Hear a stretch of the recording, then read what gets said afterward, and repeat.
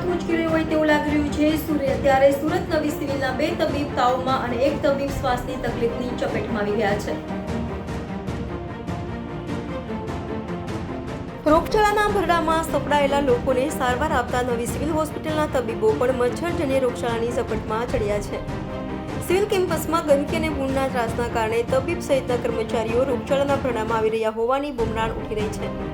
ત્યારે સુરત નવી સિવિલ હોસ્પિટલના 3 ડોક્ટરો બીમાર પડ્યા છે। નવી સિવિલ હોસ્પિટલમાં કેમ્પસમાં ગંદકીને લઈ ડોક્ટરો જ બીમાર પડી રહ્યા હોય, જેને લઈ નવી સિવિલ હોસ્પિટલના ડોક્ટર જિગીશા પાટડિયાએ માહિતી આપી હતી।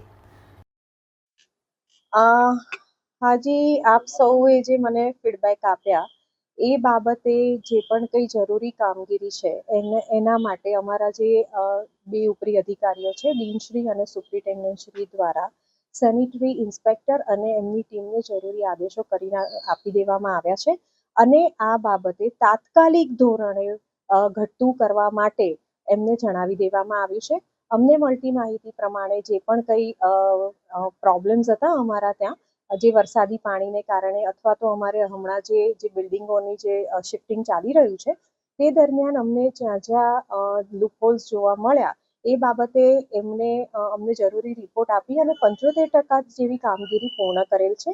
જે બાકીની કામગીરી છે તેને તાત્કાલિક ત્વરિત ધોરણે કરવામાં આવે તેવા આદેશો અમારા ઉપરી અધિકારીઓ દ્વારા થઈ ગયા છે અને એનું તાત્કાલિક નિરાકરણ આવશે।